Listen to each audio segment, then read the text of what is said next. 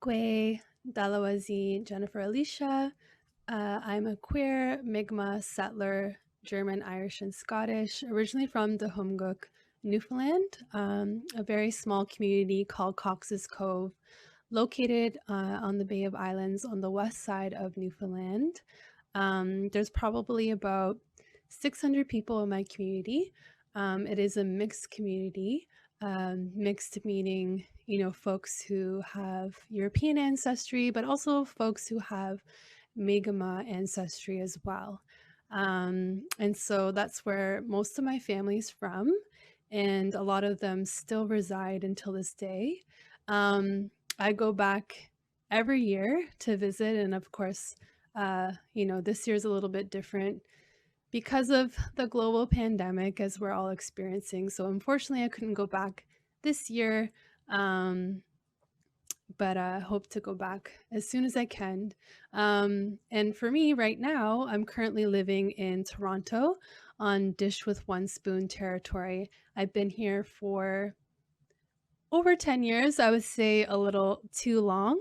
I'm constantly homesick and constantly longing for my homelands and, being disconnected from my home and not being able to go back. It's really difficult, but I'm happy to be here and happy to share space, and happy to just lend whatever skills and gifts I can. Yeah, and thank you so much for joining me wherever you may be on the other side of this screen. I just wanted to say that I'm glad you will be joining me for the next little bit.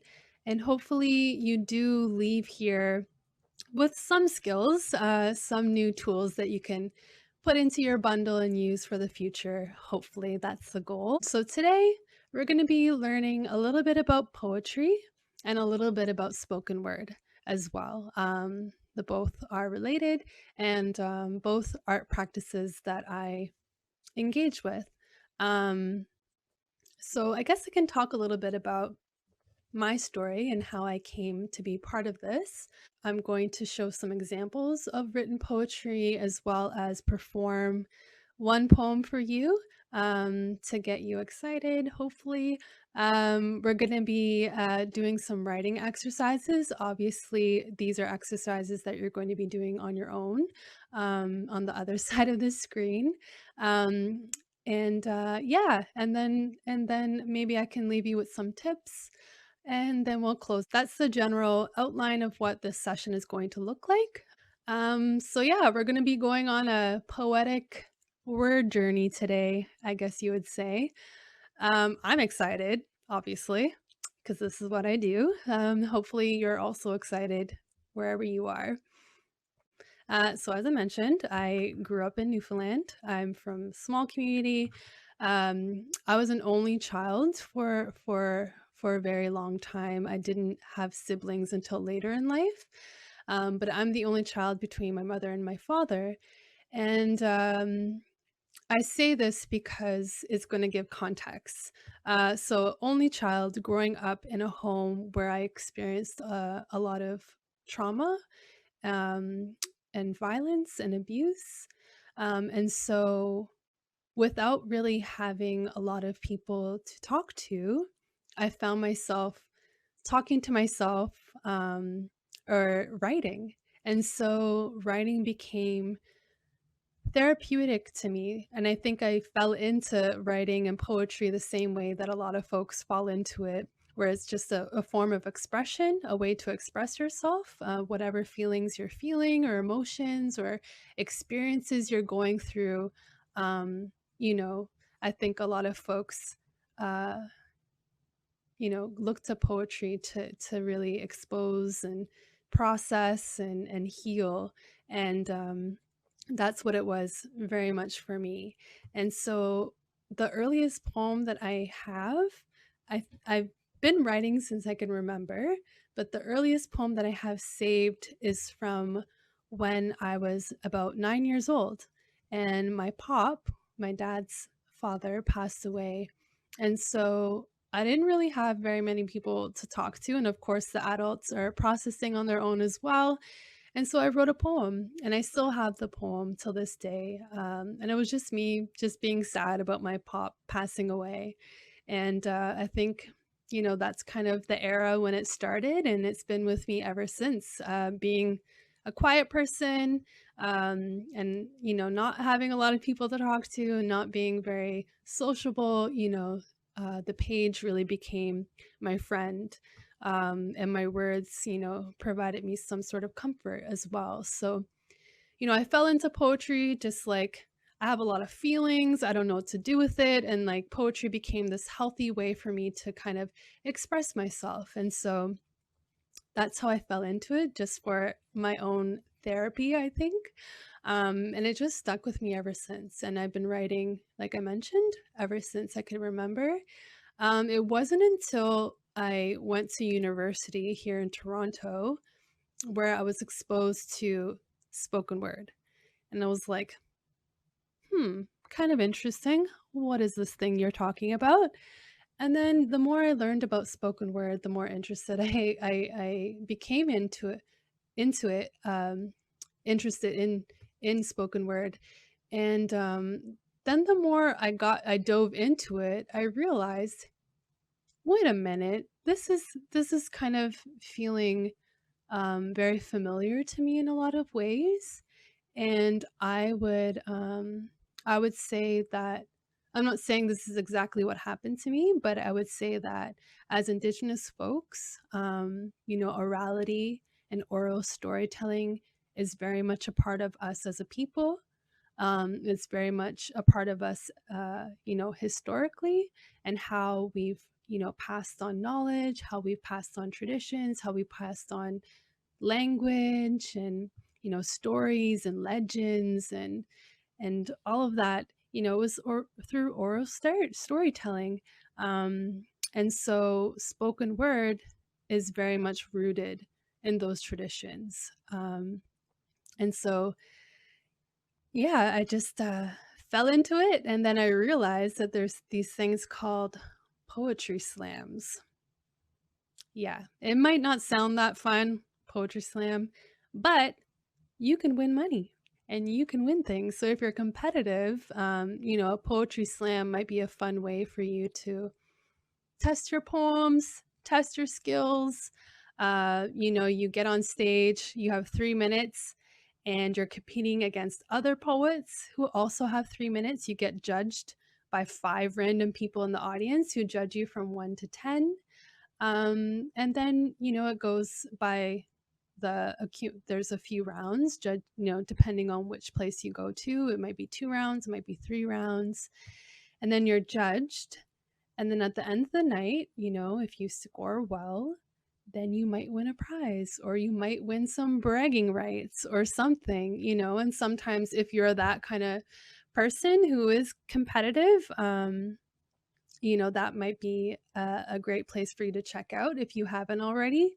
I say place. There isn't one specific poetry slam place, but there's tons of spaces and cities and organizations who do poetry slams in Toronto. There's I could think of 4 places off the top of my head who run poetry slams. So, now that we're doing a lot of things virtually, I think things have become more accessible in ways. So, if you do have access to the internet and a computer, then maybe you can attend a poetry slam, maybe even one in Toronto virtually. So if that's something that interests you, that is available, and that happens. There's high schools who have their own poetry slams. There's middle schools who have their own poetry slams. There's cities who have slams. There's youth slams. There's adult slams. Yeah, it's a whole thing. It's a whole world. And if you're just new to poetry and spoken word, this might be mind blowing, that this exists. But it does exist. And yeah, I did it for a minute. I was on the Toronto Poetry Slam team in 2017 and 2018, and we got to do some really cool things. We got to travel and compete nationally. We competed in the United States. The United States has a poetry slam, an international poetry slam, where cities from all over come together and compete against each other. And so that was fun as well. Not only the competitive aspect, but also, meeting people, like hearing different people's experiences and stories. To me, I find that very interesting when people are sharing their own truths. And that's one of the things that I value is your own truth and your own authentic story from yourself. Tell your own stories. Yeah, so that's just, I went on a bit of a rant there, but I just thought I would share a little bit about what could happen if you go into spoken word, and where, the sorts of things that you could experience, such as poetry slams. There's also open mics, and I'm sure some of you already know about this, but yeah, lots of places to share this type of art if this is something that you're interested in. I think anyone could be a poet. I really do. And yeah, I think anyone can do this kind of stuff, including you. So I would say throw all of the things that you maybe not out the window, but maybe just put them in your back pocket for now, just keep them in the back pocket for now. Yeah, there's really no rules to poetry, to written page poetry, to spoken word poetry. It's up to you to reimagine and create and expand your spirit and just do what you love. Um, so, I just want to say that if those are some worries that you do have, don't even worry about it. Don't worry about that stuff. And as I mentioned, spoken word is literally speaking the words into a microphone or into the air, whatever. Um, let's just say a microphone in this case. Yeah, it's just literally speaking those words and giving them life. And for me, I enjoy spoken word also because of the performance aspect of it. Like put on a show. You can get really into it. If it's something that you're really passionate about, you could really show that on the stage through your facial expressions. You could even choreograph like a dance if you wanted to. It's your time to shine. And so spoken word, it's literally just speaking those words, and giving them life on the stage, in whatever way that stage looks like, even if it's virtually these days. But as I mentioned, I would like you to keep in mind that spoken word does have its roots in oral storytelling, and so as I mentioned previously, that includes, Indigenous oral storytelling and the value that goes into our stories. And so, as an Indigenous person, um, like I kind of see this as a huge responsibility in a way, to tell stories, um, but also as a responsibility to tell our stories as well. Like it's a responsibility to have this sort of role to tell stories, but also I see it as my responsibility to tell the stories as well. So that's where I'm coming from.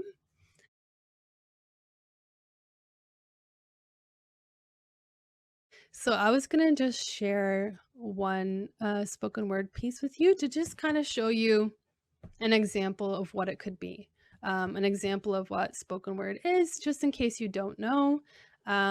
Again, the same way that like there's different ways of writing poetry, there's different ways of writing, period. There's different ways of expressing yourself through spoken word as well.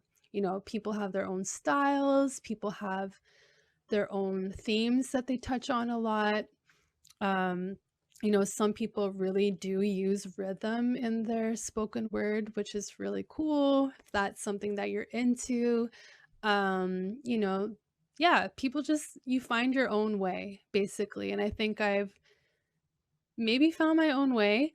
For me, this isn't not this I will say this is not the way. This is just the way that I have been doing this. A lot of my spoken word comes from, I would say, reactions. I would say a lot of my spoken word is reactive. And what I mean by that is, uh, for me, if I see something or experience something that makes me upset, I usually write about it. So that's what I mean by reactive. Like, I went to the store and this cashier said this thing to me when I try to use my status card. I'm upset about it. Then I write a poem about it. So, I mean, maybe not necessarily fueled by joy or by happiness, but it does feel good to get it out, to get out those feelings and get it out in a healthy way. And I think poetry and spoken word is absolutely 100% a healthy way to get those sorts of feelings out. So for me, when I say my poetry, I say this often, comes from a place of love and rage.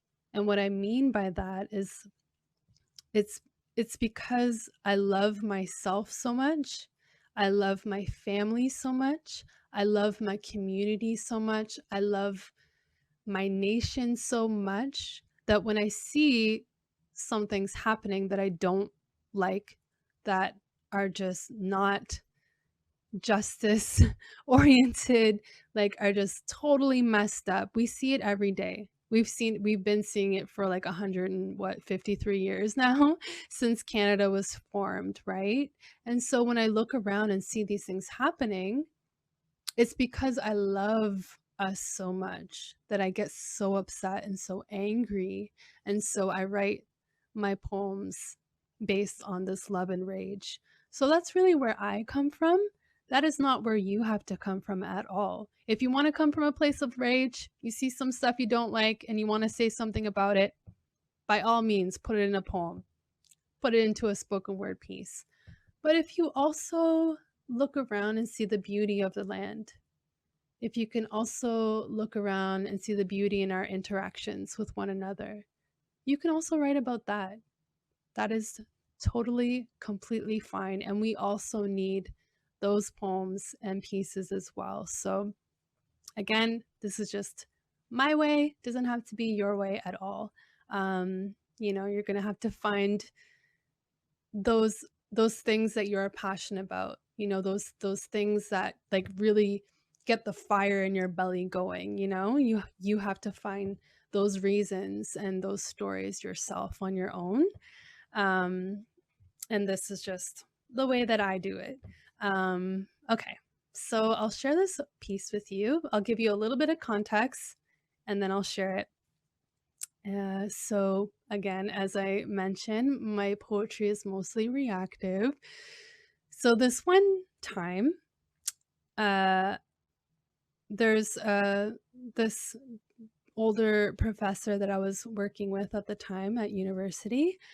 They showed me an article, and it was a scientific article talking about the benefits of smudging, like smudging with sage or smudging with cedar or sweetgrass.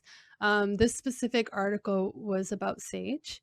And so it was these folks talking about the benefits of smudging and like the scientific reasoning behind it. But I mean, I don't know about you, but Indigenous folks have been saying this for quite some time. And at one point, it was illegal for us to use our medicines. It was illegal for us to practice our traditions. It was illegal for us for so long to be who we are. And so when I saw this scientific article talking about the benefits of smudging, I had some feelings about it. I was definitely feeling some ways, and so I wrote a poem, which I think is a good way, healthy way to deal with it. There's some other things that I could have did and could have said, but I think it made a great spoken word piece. So this piece is called "Smudge Away Your Bowl," and it's dedicated to that scientific article. I won't name the magazine because I don't want to get sued. Okay.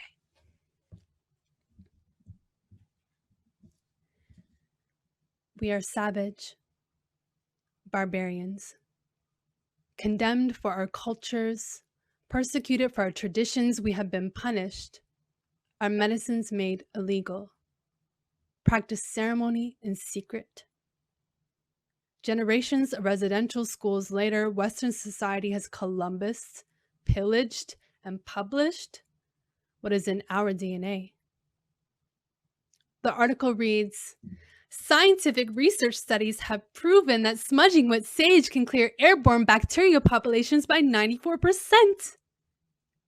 The next day, entire suburbs are disinfected with smoke. Smudging is named a powerful antiseptic, an air purifier, best kept secret. Can be bought at a New Age store for $20. The package promises a majestic experience. Can be found in every fanny pack of the White Dreadlock Jump Circle, on shelves next to the crystals and dream catchers that were made overseas. If you Google smudging, you can find a step-by-step guide. Written by someone who looks like a bland white bread bologna sandwich made with too much mayo, misspells abalone as mason jar, calls the sacred bundle a stick, calls for a bowl of sand, as if it could extinguish a sacred fire and bury the evidence like they did our bodies, calls for clockwise cleansing, as if it could turn back a millennia of white guilt. Forgets to mention there is no one way to smudge. Forgets to mention that if you're going to steal your culture, you should at least get your supplies from a real Indian. Forgets to mention that everyone can smudge, but not everyone has a privilege in doing so. I smudge my new apartment and my landlord storms my door like the Mayflower, accuses me of smoking weed, demands I do it outside, and then an Indigenous woman is evicted for smudging in her home, as if that section of the Indian Act was never removed, while a white woman petitions the Supreme Court because her children were exposed to smudge at school.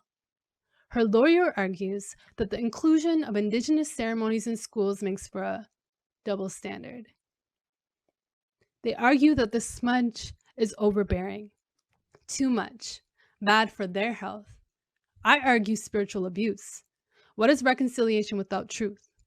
The truth is, colonialism is hundreds of years old. The truth is, there is no double standard when Christianity has always been the standard. If you want to use our medicines, you should know the nations of the territory you occupy. Give up your cottages and give us our land back. If you don't oblige, I will dance triumphantly around the fire that burns your village to the ground. Send smoke signals with messages of reclamation. Try to cleanse the air when I have set flames to your tarot cards and turkey feathers. It's like when farmers burn their fields to rid them of weeds, restore what was originally planted. All that will survive is what was here before. Us. So that was Smudge Away Your Bowl, and as you could probably tell, it came from that love rage place that I explained before. And as you can probably see or witness, yeah, definitely was upset about the article, definitely had some feelings about it, definitely put it in a poem, and it was definitely, I think, great. So, I mean, if you have things or experiences like this and you want to talk about it and you want to get it out and you don't want to hold on to those things, spoken word is a great place to release it. Poetry writing is a great way to release those feelings. And like I said, these are just the ways that I operate. You do not have to operate from a place of love and rage. You know, you can operate from a place of wherever you're at, you know. While we're here, I just wanted to show you some examples of Indigenous writers. Just some that I love. They're not. There's a lot of Indigenous poets and Indigenous spoken word artists out there, but these are just, I thought I would just share a few of the folks that I really enjoy and maybe might be of interest to you if you don't know about them already. So, do a little show and tell here. The first book I wanted to share with you, in case you don't know this person, is Full Metal Indigiqueer by Joshua Whitehead. Oh, hard to show it on the screen, but yeah. So, Joshua Whitehead is a OG Cree two-spirit poet, storyteller. Their poetry is very exciting. They talk about things that I don't think get a lot of mainstream attention, like being a queer person, being a two-spirit person, being an Indigenous person, and all of those intersections of their identity. So I think this work is very important. So that's just one. Uh, Another queer Indigenous poet is Ray Bellcore, who just released this book called A History of My Brief Body. It's a memoir. And yeah, Ray Bellcore is also Cree from Driftpile Cree Nation. And yeah, they write a lot about their experiences as a queer person, in their body, navigating Alberta, and what that's like. So, yeah. And then another queer two-spirit Indigenous poet is my friend Tyler Pennock, who just released their book called Bones. Amazing book. I'm not just saying that because I know them, but it is truly, truly brilliant work. So if you're interested, this might be a good one to pick it up. Also Cree. I need to expand this a little bit more. Maybe we should bring in a Haudenosaunee author. Okay, so here's Janet Rogers' Ego of a Nation. And for those of you who don't know Janet Rogers, she's kind of an OG. And she's Haudenosaunee. And she's amazing. And so this is her latest book that's come out. It's very accessible. I think that would be a great book if you're interested. And then thought I would share another friend of mine's book. Again, not just because they're my friend, but because they're brilliant. So here is a book by my friend Jay Simpson they just released called It Was Never Going to Be Okay. Amazing book. So exciting. So Jay is also OG Cree, Soto, Indigiqueer writer and activist. And they are amazing. So I just thought, I would share some books if you're interested in reading some poetry and some voices who are out there right now.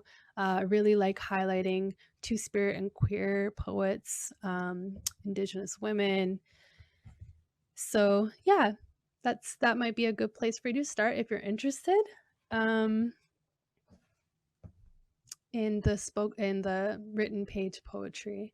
And I also, of course, just like supporting Indigenous poets as well. Not just my friends, but the community at large as much as I can. So just thought I'd throw that out there. If you want to read some poetry, there's some great Indigenous and two-spirit queer authors out there that you should read. Yeah. But I know I mentioned earlier in this session that I was on a spoken word team on the Toronto Poetry Slam team.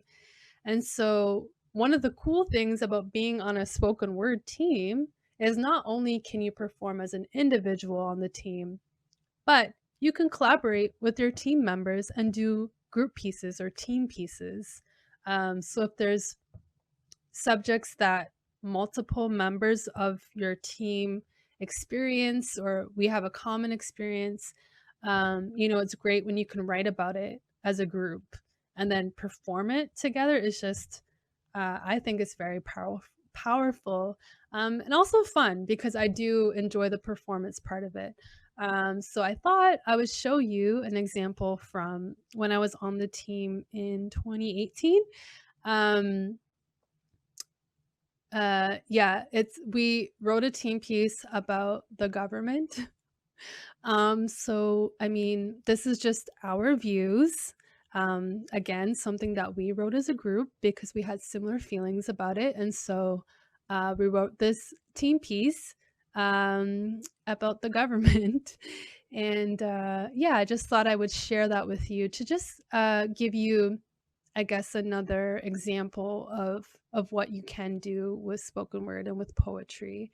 So I'm going to share my screen now, and hopefully you will be able to see this and hear this.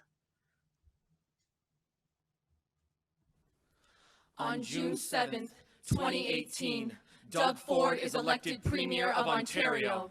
And our province turns blue-faced in Ford Nation's tight fist. Each of us holding our breath for the next 4 years. But there's a silver bullet lining. Let's raise our piggy banks and cheers! A buck of beer is here! Thanks, Dougie boy! Cans of Budweiser can be used as new bricks in collapsing schools. Calculators have been replaced by an abacus that looks like 12 cans of Sleeman. A word problem for the Ontario curriculum next year. If Gavin buys 1 bottle of beer at $1, how many bottles of beer does Gavin need to buy to repair Ontario schools? Oh, the answer is 16 billion! Oh, 16 billion bottles of beer on the wall, 16 billion bottles of beer. If one of those bottles should happen to fall. Still no Indigenous education at all?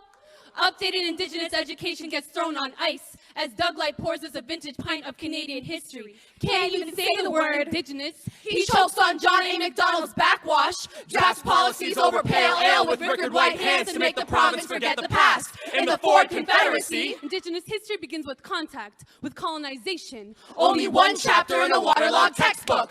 Over 25 and can't afford your prescription? D-Man's solution is self-medication. Our vaunted Canadian healthcare, now sponsored by Molson Canadian. Empty cans look like pill bottles. It's only $1 for a new therapist. His name is Alexander Keith. Your hard-earned buck, served from the minimum wage mini-fridge, certified unlivable and anti-socialist safe. But don't worry, Dougie Wuggy will let us return empties for nickels. Our best form of recycling. Douglas takes a bottle opener on smokestacks to eradicate caps on carbon. Renewable energy is being removed. The steam whistles from our planet. My dollar beer is now a warm soup. It's a calculated project by Doug and his slugs. A buck of beer for every young college conservative who votes to cut consent from the sex ed curriculum. A self-fulfilling prophecy. Children learn that a no is as cheap as a six-pack, and a yes is as easy as a twist-off. Every slurred mouth is a target. Every college campus is a hunting ground. Go Messi cheers Jordan Peterson at the Ford family pub. Their Wolfpack said, She's ready, bro. She had like 5 beers. spent a whole $5 on June 7th, 2018. A Ford crashed into Queen's Park after drunk driving through his campaign, leaving blood red stripes that were turned into Make Ontario Great Again hats. Each hat comes with a brand new 2-5 of Toronto City Councillors. Premier Doug Rooney promised a loonie for each can of suds. Import beers notwithstanding. When the beer goggles wear off, Ford Nation won't be alright. We'll sober up in 4 years and wonder. What the fuck happened last night?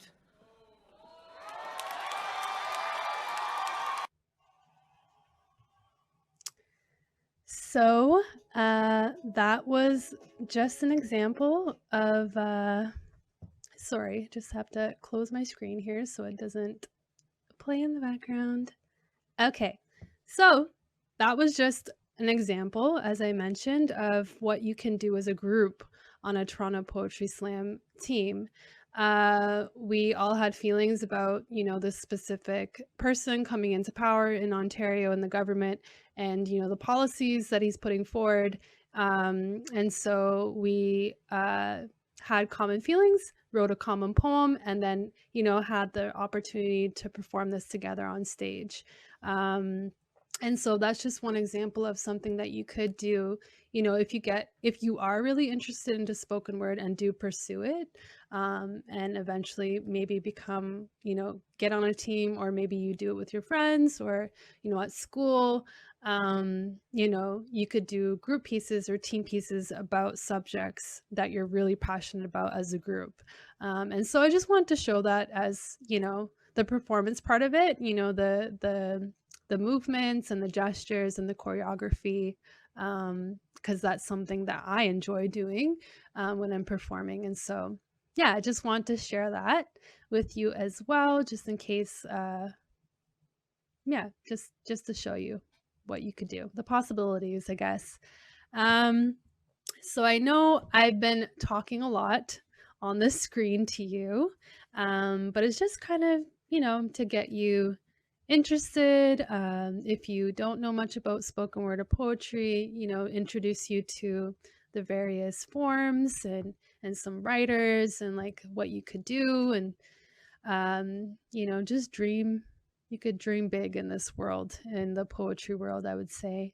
And so for you, if you did want to take it upon yourself to try it, if you haven't, um, there's some exercises that I could give to you, obviously, to do on your own, because we're not live. But if you are interested, one of the things that I do sometimes is, if we were live, I would ask you as a group to just like randomly say random words. And so what would happen is all of those random words that I jot down from the group, then we would write something that would include all of those words. But because we're not live, you can still do it. You can still do it on your own. If you go on, whatever web browser you use, Google, Yahoo, MSN, whatever it is that you're using to search the internet, you can just type in a random word generator, and those exist. You just hit the button and then it just generates the amount of words that you want. So there's one that I use, and it's literally called Random Word Generator. Again, I'm not working for them or anything. It's just one of the things that I found on the internet, and it works for me. And so you type in the number of words. I typed 5, for example. And so it gives you 5 random words. The words that it gave me today are large, leave, boy, spin, pitch. So the challenge would be to write something that includes all 5 of those words. And so for the folks who maybe do write or do already write poetry, you could try to write a specific style of poetry, including those 5 words. But for folks who are new to this and maybe new to writing and new to, just creative writing in general, then I would challenge you to write a free write, which means that it doesn't have to have a certain form. It doesn't have to be a poem. It could just be you writing a story that includes those 5 words.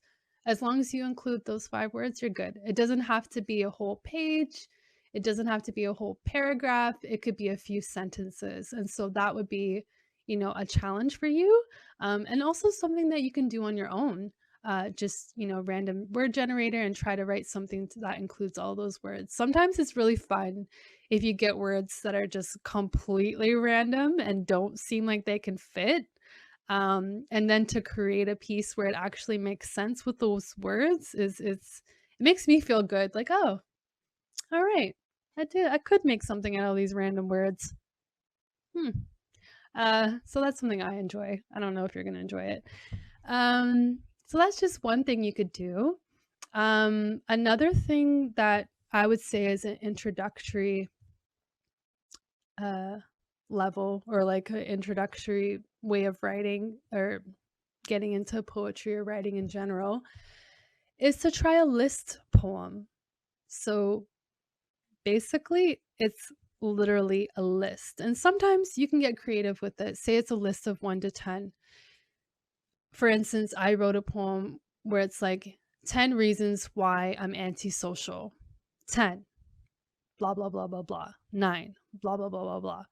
And then, if you want to get really creative with it, you can make some of those lines rhyme. You can try to connect to like number 2, I'm antisocial because of number 5, blah, blah, blah.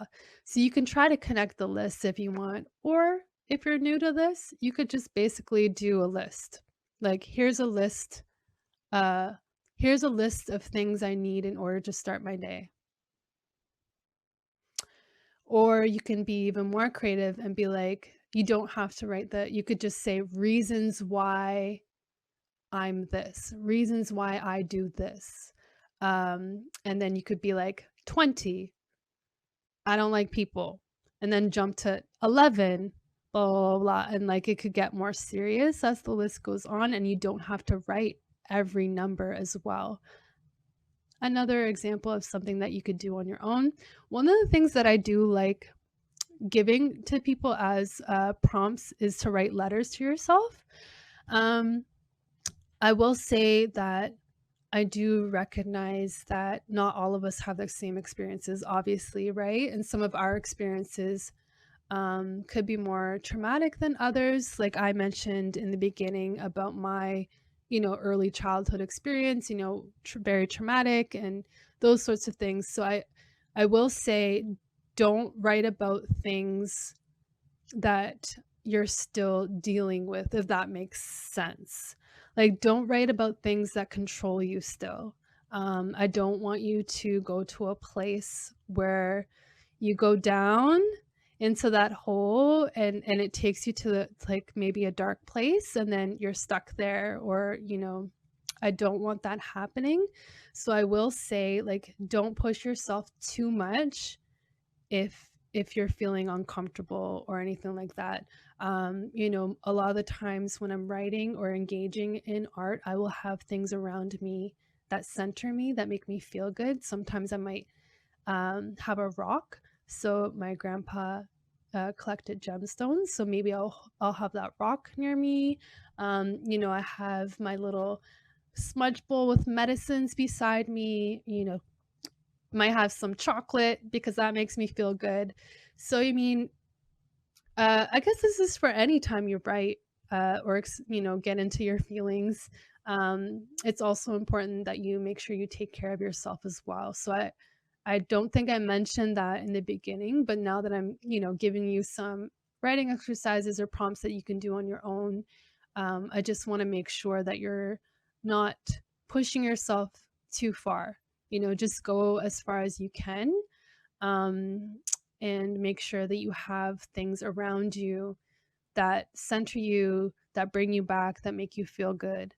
I think that's really important when we start diving into, those memories or those places in our bodies and spirits and hearts and minds.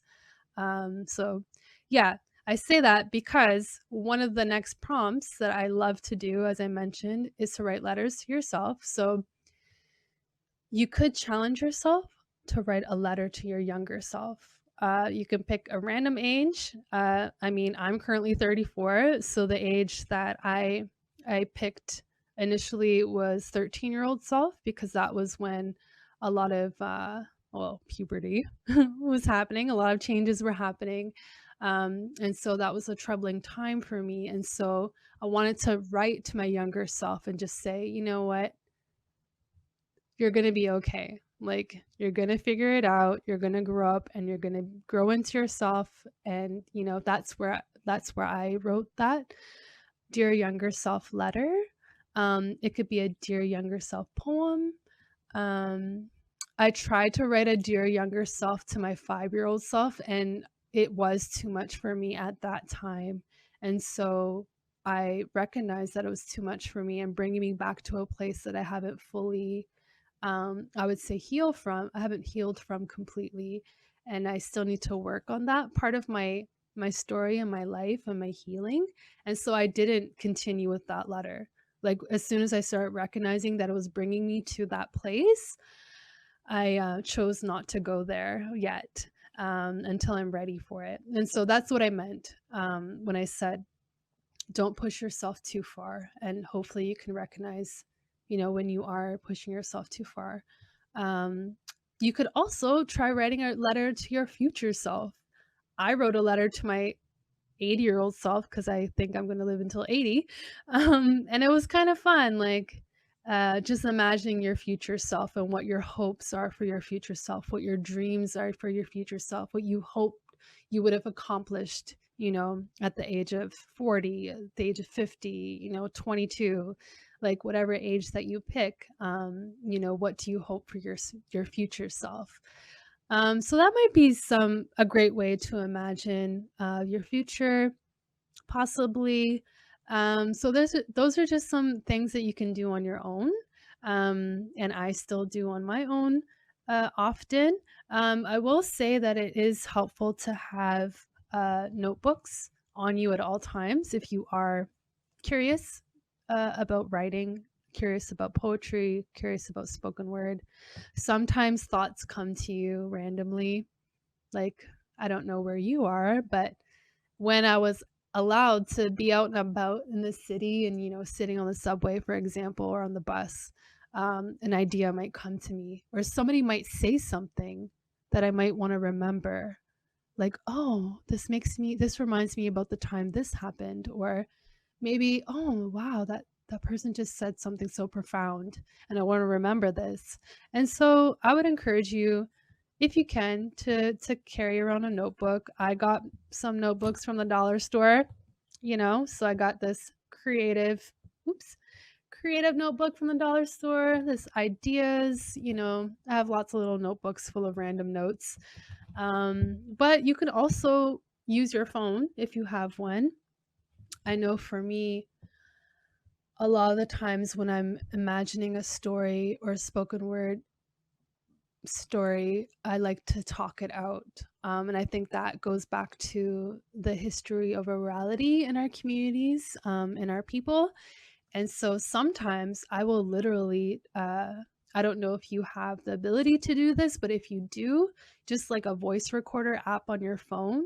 And sometimes I'll just speak it into my phone, just like, random things, how I'm feeling, like a memory that popped up, or like a dream or something, and I'll just record it.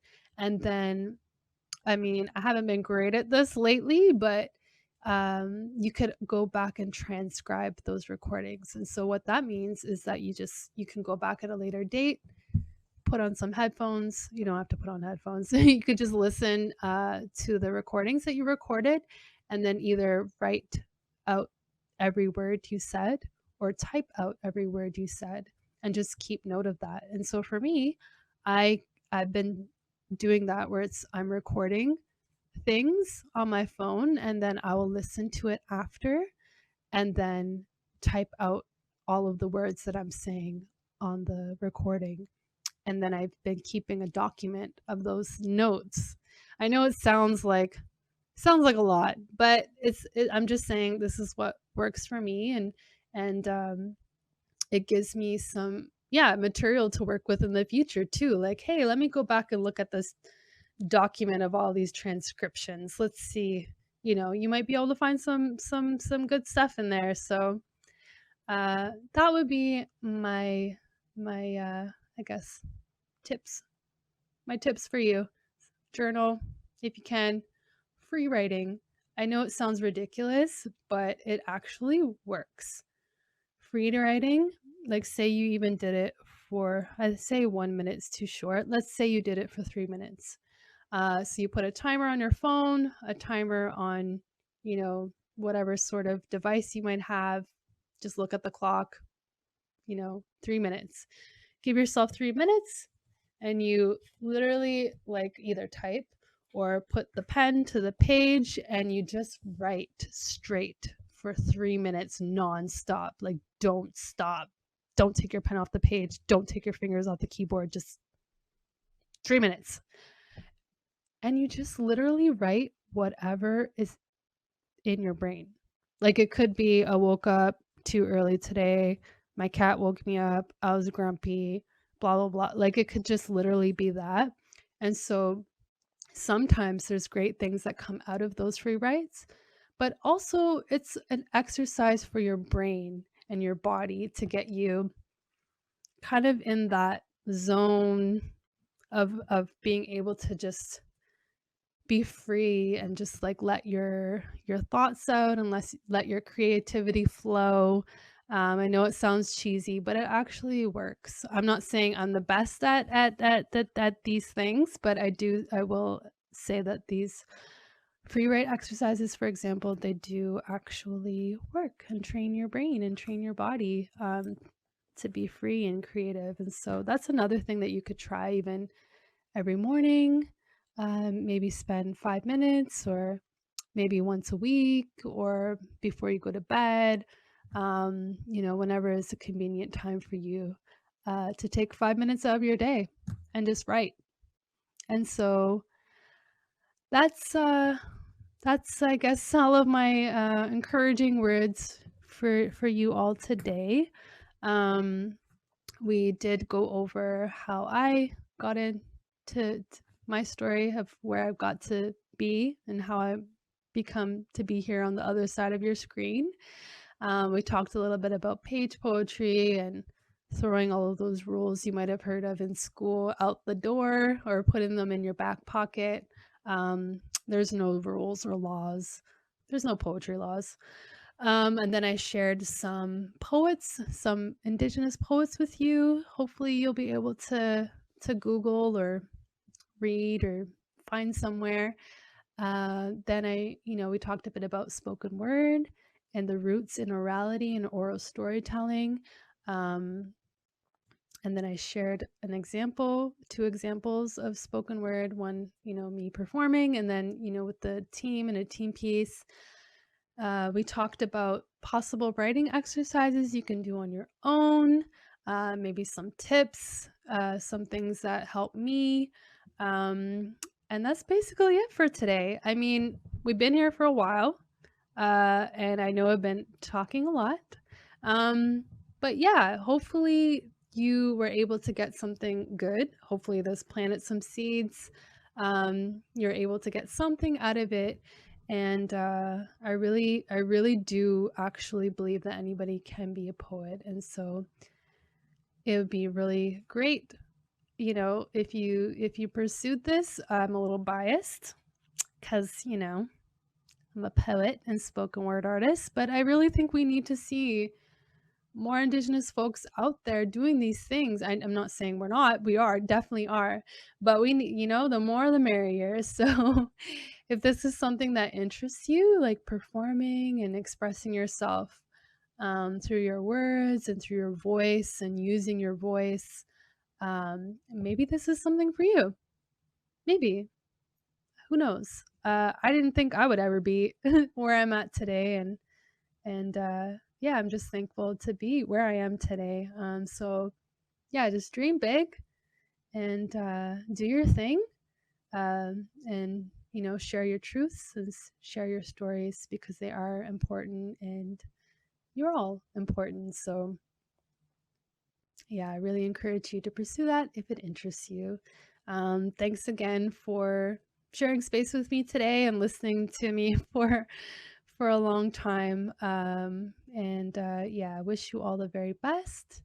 And yeah, hopefully see you out there, see some of your work in the future. I would love to connect in the future and see your art and witness your art and experience your art. So good night, everyone. Yeah, enjoy the rest of your days.